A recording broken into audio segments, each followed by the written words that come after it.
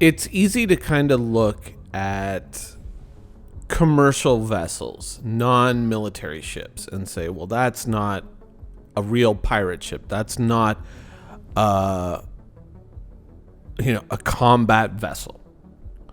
And the idea of repurposing one into some form of combat vessel is kind of idiotic, right? It's easy to kind of get into that mindset to say, oh, if you want a big ship that's a combat ship, it has to be an Idris, it has to be a Javelin, it has to be a Prometheus, a Polaris, so on and so forth, a Hammerhead. But the truth of it is that this actually has strong roots in human history, and I'm not talking about the lore of Star Citizen and that kind of alternate universe history, but in our own history. The idea that a commercial vessel can be converted into a combat vessel. One of the more interesting stories surrounding the formation of what would become the U.S. Navy is that it went through a lot of trials and tribulations, certainly in the Revolutionary War and later in the War of 1812. It was heavily outnumbered. It was a comparatively tiny navy compared to that of, let's say, the British. But what that navy allowed to happen was that the British were so focused on capturing these American frigates, of which there was mainly 6, and it became such an obsession for them to take on these frigates, because there were, in single ship actions, there were a couple of early successes for the American Navy. It's where the legend of the USS Constitution, Old Ironsides, was born.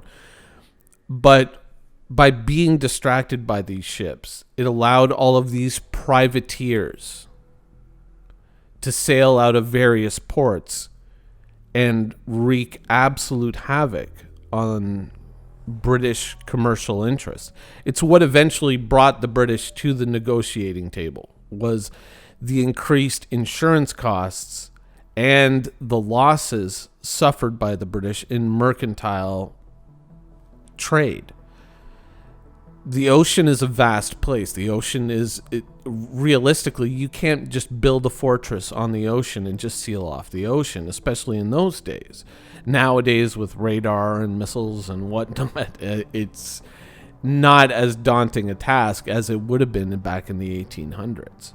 But many of these privateering ships weren't ships that were built for combat. They were commercial vessels that were converted into combat roles. Now you can say, okay, a commercial ship in Star Citizen, it's not like, oh, Minion, you can just put extra turrets on your ship. Ships are built and fitted out in certain ways, but if you adapt enough ships to an aggressive role, like let's say we had both this reclaimer and you have also, I don't know, let's say a Caterpillar flying along with it and a couple of other ships, a couple of constellations. That represents a daunting force. That represents quite a challenge, especially to a singular ship out there on its own in the way out deeps of space. Now, we certainly talked about distances and how it's very easy to kind of see how the distances that these ships are going to travel within a star system are going to increase very much. It's going to be wild, and the space that we have to play in will obviously increase exponentially because we're talking about a 3D volume, right? The possibilities of being able to use a small fleet like that to harass commercial vessels out in the deeps of space, and certainly to have a time advantage in terms of you're already there doing the thing when they realize that you're doing the thing, and they've got to get organized and then get all the way out there and start trying to track you down. You're always going to be kind of one step ahead of the game, and that's one of the ways that privateering back in the old days, it worked, is if you had a small brig or something like that, or a small trading vessel that you had converted into a combat ship, by the time word got back that, oh, hey, there's a ship over here off of the British coast stealing ships, stealing cargoes, by the time you got out there, that ship was already days gone, maybe even weeks gone, and somewhere else. The cruise of John Paul Jones off the coast of England is an example of that. Here's a guy who assaulted ports, I believe in Scotland at one point, and the British had strong words about him being a vile fellow and a pirate, but in the language of the day, those words were probably felt a lot more strongly. But it didn't really change the fact that here's a guy who is basically using a converted commercial vessel, the Bonhomme Richard, which he actually would go on to lose and then trade in for one of the British ships that he captured. But here's a guy who was working right off the coast of England. But because of time, distance, and the limited communication at the time, he was able to get away with that.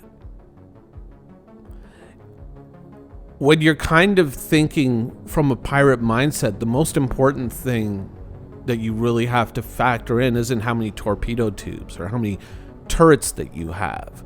It's how much time, how much firepower in the aggregate can you bring together? How much with all the ships that you're bringing? Let's say, oh, my friend has a Caterpillar, I have a Reclaimer, oh, this person has a Constellation, and these guys have Corsairs.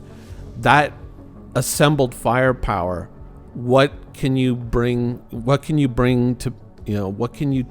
to that you can easily bring down, capture, steal the cargo, and then escape? That's your main function. You're not sitting there and fighting a set piece battle against a Vandal fleet or a pirate fleet in some grand clash of navies.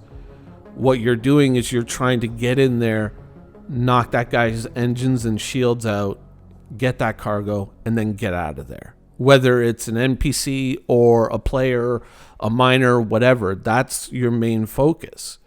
So when you look at a ship, you're not looking at a ship that's purpose-built for combat. You're looking at, if you're in a group of players, you're looking at a collection of ships. You're looking at many different ways to kind of solve that combat equation. And you're able to bring a number of things together to achieve that goal. Oftentimes, when we look at the military ships that CIG releases, there's often the big sales and the anniversary sale.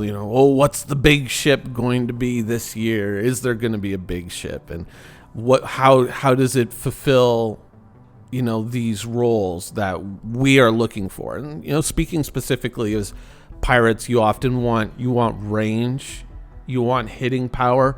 You want the ability to carry cargo, otherwise the whole endeavor is lost. So when you're kind of looking at ships, you go, okay, what best fits that role? What best fits that list of must-haves? But when you broaden your selection to commercial vessels, you can start to look at these ships as not really a singular ship. The Caterpillar in a pirate fleet isn't a singular ship. It's it represents a collection of potential ships that you can bring together. And now all of a sudden you say, okay, but if I use this ship, this ship, this ship, this ship, and this ship, even though they're all cheaper commercial vessels, they might represent, put together, the same amount of firepower that you would get out of a Polaris or a Prometheus or an Idris. Well, Idris with that railgun, that's a bit of a tough sell. But certainly if you look at something like the Banu Merchantman with those guns, that has a hell of a lot of potential, the Banu Merchantman. And that's why you often hear that's like, oh man, they're making the Merchantman, and people were getting excited. And whenever people would get confronted with the merchantman for years and years and years when the merchantman wasn't getting produced. But the merchantman owners, so many of them would say, I ain't selling this ship. I ain't trading this ship up. I'm keeping it. Or at the very least, they might play around hoping that something would get there sooner, but they look at it and they say, I still got that buyback. I still got that buyback when that ship comes out, because it may never have the armor or the shields that a strictly military vessel will have, but it does have that firepower. And that, as part of a larger grouped up fleet, that could still be something that would give a singular Polaris or a singular, Idris a run for its money.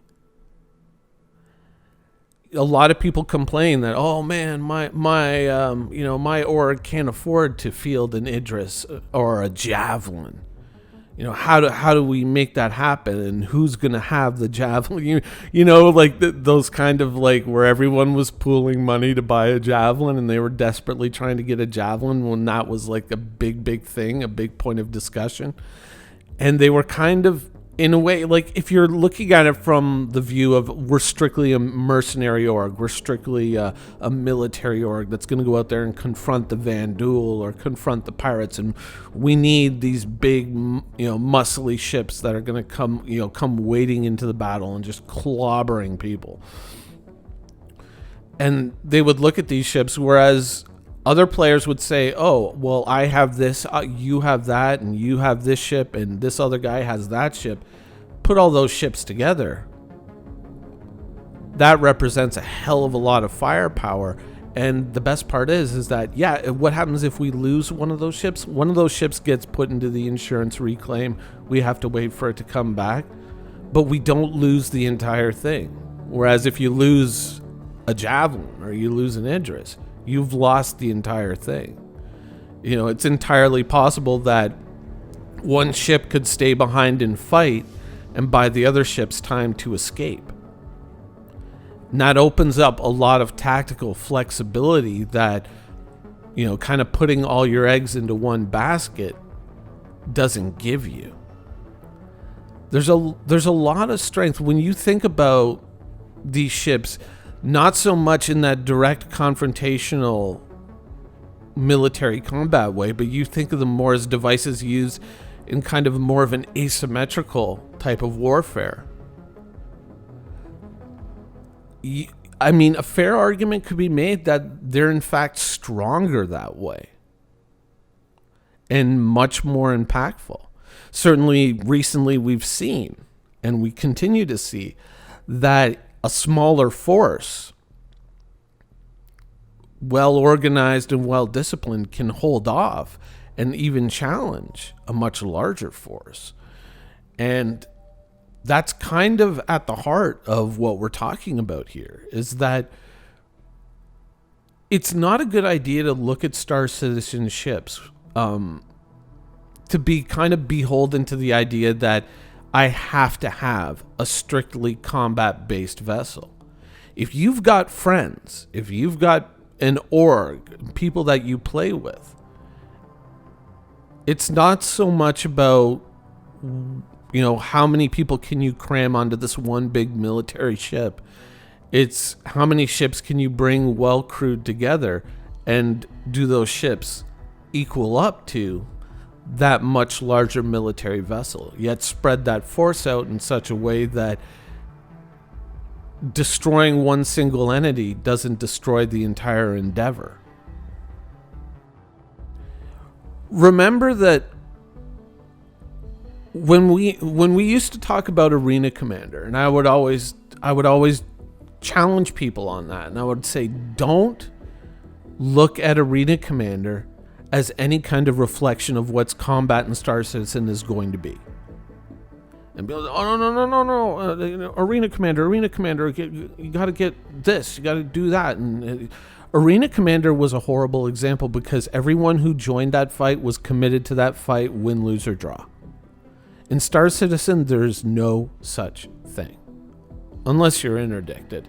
And even if you're interdicted, if you've got a fast enough ship, Maybe you can outpace the interdictor. If you've got enough hit points to last long enough to get away, then you're gone. You're good. You're golden. You're out.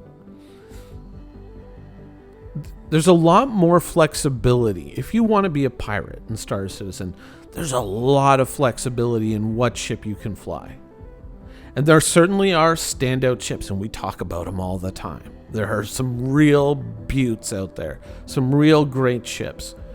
But there is a lot of flexibility, and there is a lot of room for ships that a lot of people would kind of turn their nose up and say, oh, at that ship and say, like, you're going to use that in combat? Really? That's stupid. It isn't.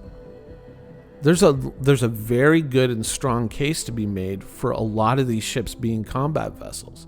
You know, when people used to look at the Starfarer, specifically the Starfarer Gemini, and it was the heavier, more combat-focused military version of that refueling ship. And people say, oh, man, why, Gemini, come on, man. You gotta, if you really want a fighting vessel, you gotta step it up. No. Depending on what you plan to use it for, that could be a tremendously strong combat vessel.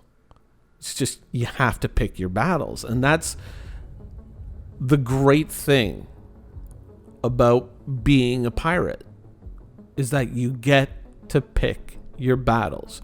You're never tied to defending one world, one space station, one convoy. You have ultimate flexibility in what you attack, where you attack, and when you attack. You ultimately have the decision of when to fight and when to flee. And having that initiative at the very beginning, it allows you to be so much more flexible. It opens up so many doors that being kind of pigeonholed into a strictly combat role, into a strictly combat vessel, it doesn't allow that flexibility. So when you're going into this anniversary sale, or it's not really an anniversary sale, but we're coming into this sale at the end of June, just remember that if you're planning on being a pirate, there is no rule that says that this ship can't be a pirate ship, because especially if you're flying with friends, and you can bring a lot more different varied ships to that situation, there really is no situation or no real instance of a bad pirate ship. There are better pirate ships, but there really isn't a bad pirate ship. Thank you for watching. So if you want to keep up with the latest and greatest in Star Citizen and Squadron 42's development, please follow us on our social media channels. See you soon.